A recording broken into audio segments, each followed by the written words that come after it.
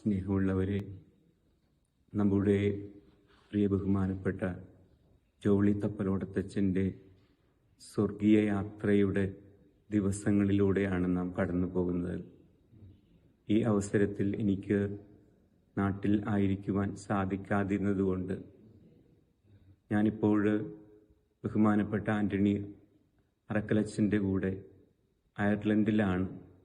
എങ്കിലും ജോളി അച്ഛനെക്കുറിച്ച് അനുസ്മരിക്കേണ്ടതും അതോടൊപ്പം തന്നെ ജോളി അച്ഛനു വേണ്ടി പ്രാർത്ഥിക്കേണ്ടതും ആവശ്യമായി തോന്നിയതിനാലാണ് ഇപ്രകാരം ഒരു വീഡിയോ ഞാൻ അയക്കുന്നത്.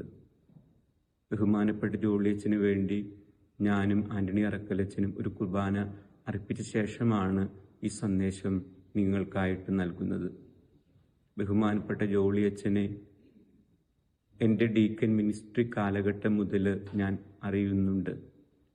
കാരണം ഞാൻ ഡീക്കൻ മിനിസ്ട്രി ചെയ്യുന്നത് ചിറ്റൂർ തിരുക്കുടുംബ ദേവാലയത്തിലാണ് ബഹുമാനപ്പെട്ട സെബാസ്റ്റ്യൻ വട്ടപ്പറമ്പിൽ അച്ഛനോടൊത്ത്. ആ അവസരത്തിൽ റീജൻസിക്ക് വേണ്ടി ഒരുങ്ങുകയായിരുന്നു ബഹുമാനപ്പെട്ട ജോളി അച്ഛൻ. അന്ന് തന്നെ തിടുക്കവും അതോടൊപ്പം തന്നെ ആത്മാർത്ഥമായ അർപ്പണ മനോഭാവവും റീജൻസി കാലയളവിൽ സെയിൻറ്റ് ജോസഫ് മൈനർ സെമിനാരിയിൽ നൽകിയ ഒരു അനുഭവം ഞാൻ നേരിൽ കണ്ടിട്ടുണ്ട്. അതോടൊപ്പം തന്നെ അദ്ദേഹം യൂത്ത് ഹോസ്പിറ്റൽ വികാരി ആയിരുന്നപ്പോഴും തൃപ്പൂണിത്തുറ ദേവാലയത്തിൽ ഉണ്ടായിരുന്നപ്പോഴും അതോടൊപ്പം നമ്മുടെ വള്ളുവള്ളി പള്ളിയിൽ ഉണ്ടായിരുന്നപ്പോഴും വളരെ തീക്ഷ്ണതയോടുകൂടെ പാവപ്പെട്ടവർക്ക് വേണ്ടിയിട്ട് പ്രവർത്തിക്കുന്ന നല്ലൊരു വ്യക്തിത്വത്തെ എനിക്ക് അവിടെ നേരിൽ കാണാൻ സാധിച്ചിട്ടുണ്ട്. അദ്ദേഹത്തിൻ്റെ കയ്യിലുള്ള ജപമാലയും യാമപ്രാർത്ഥന പുസ്തകവും വിശുദ്ധ ഗ്രന്ഥവുമൊക്കെ അതിൻ്റെ പഴക്കവും ഉപയോഗത്തിൻ്റെതായ ആധിക്യ നിമിത്തവും എന്നെ വളരെയധികം അദ്ദേഹത്തോട് ആദരവുള്ളവനാക്കി മാറ്റിയിട്ടുണ്ട്.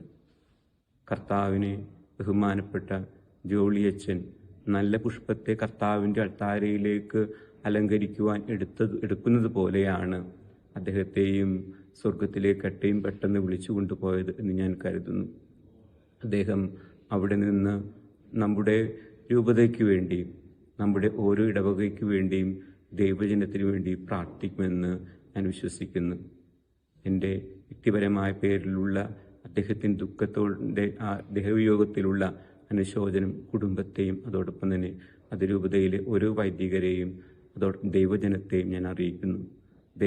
ദൈവം അദ്ദേഹം വഴിയായിട്ട് നമ്മുടെ രൂപതയെ തുടർന്നും സംരക്ഷിക്കുകയും അനുഗ്രഹിക്കുകയും ചെയ്യുമാറാകട്ടെ.